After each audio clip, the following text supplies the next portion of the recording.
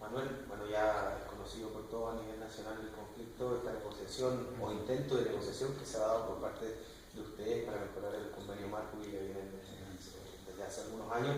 Codelco no ha tenido la disposición de sentarse a conversar. Hace casi un mes que ustedes trataron de iniciar estas conversaciones en un conflicto que hoy se ha agudizado, se ha generado, se ha vuelto un poco más violento. Si nos puedes dar la posición de ustedes en cuanto a esta negativa de Codelco de conversar y lo que ha agudizado obviamente este conflicto. Bueno, primero que todo, efectivamente, bien como lo dicen ustedes, este es un instrumento colectivo que se instala a partir del 2007.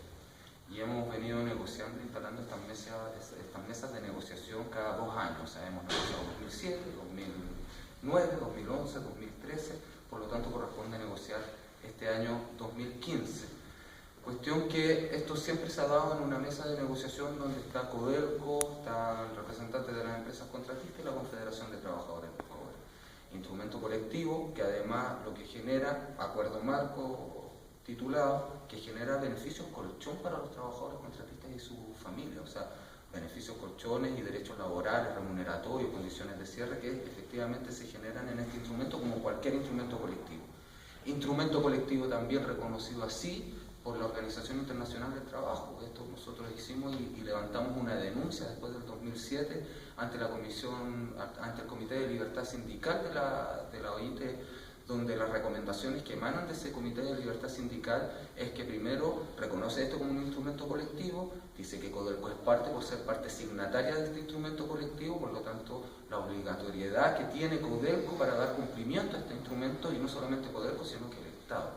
Entonces, hoy día, producto de esta lógica que se ha venido negociando, ampliando, mejorando este instrumento cada 2 años, corresponde este año, a lo cual hemos recibido un portazo por parte de Codelco, donde nosotros presentamos la petición de sentarnos a conversar para ampliar y mejorar este instrumento, donde Codelco a nivel público, inclusive antes de que estalle el conflicto, después de 15 días recién estalla el conflicto, aparece encabezado por su presidente ejecutivo diciendo fuerte y claro, así lo planteó, de que no se va a sentar con los trabajadores contratistas a negociar.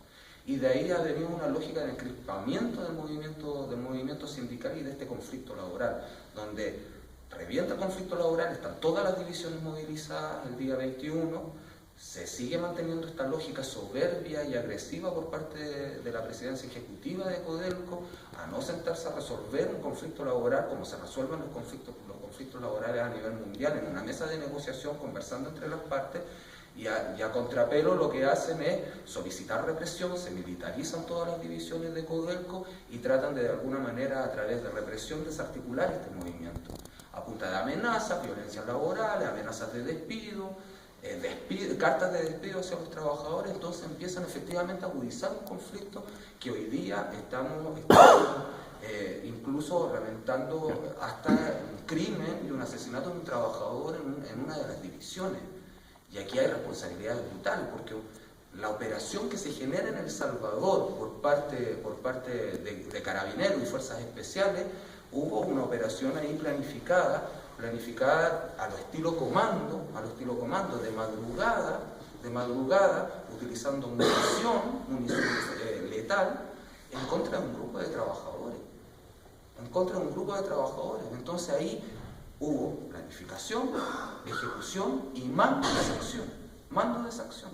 Entonces hay cuestiones gravísimas. A pesar de todo eso, se sigue de alguna manera en una lógica comunicacional de criminalizar el movimiento, de desprestigiar el movimiento sindical, de intentar parar paralelismo sindical. O sea, aquí se han utilizado todas las malas prácticas que se puedan conocer para desarticular, y antisindicales que se puedan conocer para poder desarticular un movimiento de trabajadores y poder bajar un instrumento que viene funcionando desde el 2007 a la fecha.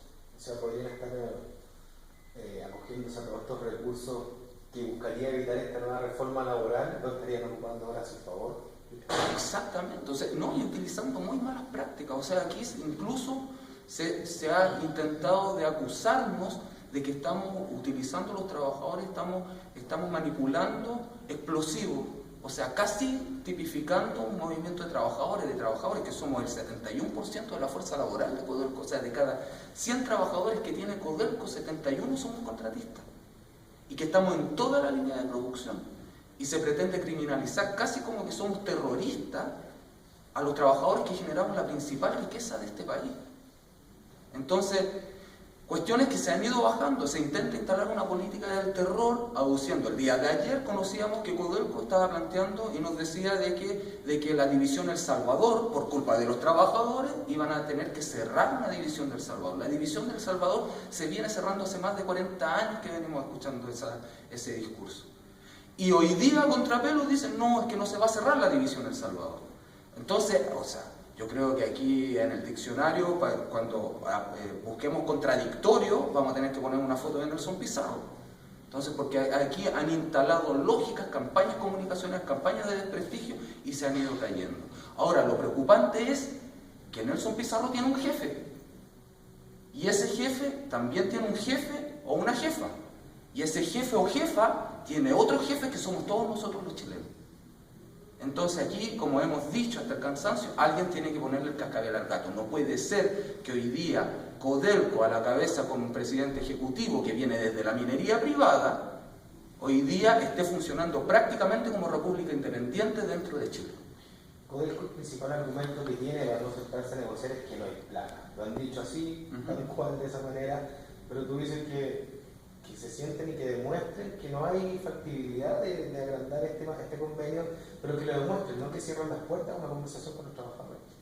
Por un lado, eso es lo que dices tú, efectivamente, aquí ni siquiera tienen, no sé si no se atreven a sentarse a negociar y a conversar con la Confederación de Trabajadores del Cobre para que puedan tirar de manera seria y responsable los argumentos que están de alguna manera tratando de elevar a nivel público con toda esta estrategia comunicacional. Pero mira, mucho más allá de eso, aquí se tratan de instalar imaginarios o se instalan a través de imaginarios y mentiras, se trata de instalar realidades a nivel público.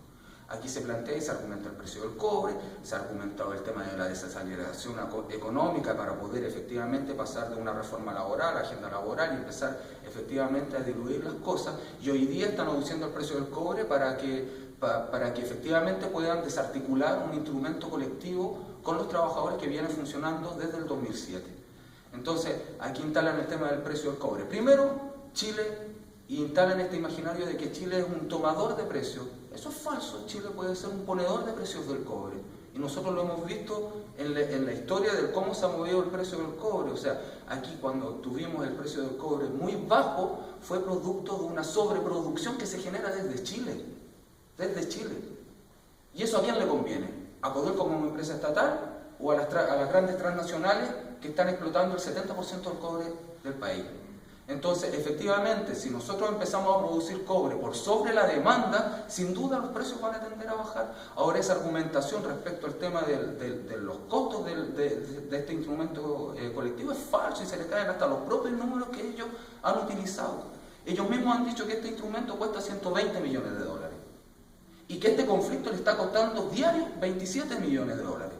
O sea, si hoy día multiplicamos solamente por 4 días de movilización, ellos nos podrían haber doblado el actual instrumento colectivo. Llevamos más de 9 días, nos podrían haber triplicado lo que hoy día está otorgando Codelco a más de 40.000 trabajadores contratistas y sus familias. Entonces, aquí hay una lógica de instalar falsedades y de alguna manera instalar imaginarios que no son. El año 2009 se negoció este instrumento colectivo con un precio del cobre de 1.8 dólares la libra.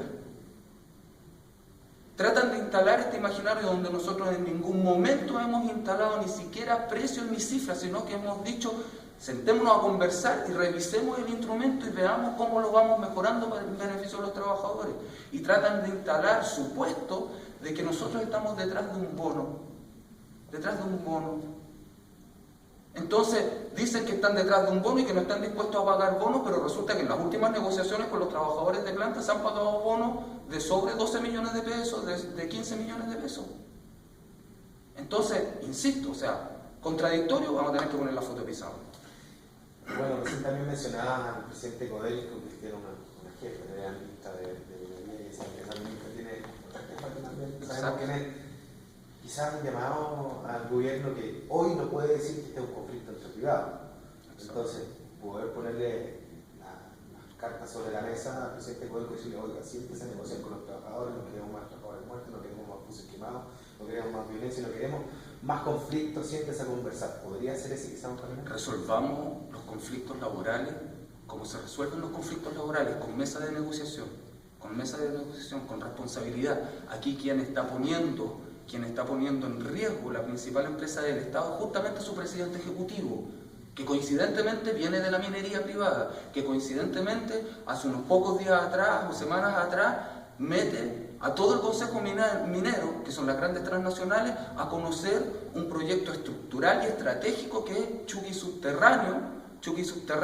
¿Dónde se ha visto eso en alguna parte del mundo? Que metamos a la competencia a conocer proyectos estratégicos de la principal empresa del Estado. Aquí hay un personaje que viene desde la minería privada, se instala en la presidencia ejecutiva de Codelco y nos pone en riesgo la principal empresa del Estado de Chile. Eso es una amenaza y que han agudizado permanentemente un conflicto, golpeando a los trabajadores que generamos la principal riqueza de este país. Por lo tanto, aquí tienen que tomar cartas en el asunto, o sea, alguien tiene que ponerle el cascabel al gato. Y eso principalmente hay responsabilidades políticas. Entonces, hoy día aparece prácticamente Codelco de victimario querer pasar a víctima. Y eso es impresentable. En ese sentido, como mencionábamos al principio, día a día se han agudizado o se han encrispado más los ánimos de los trabajadores.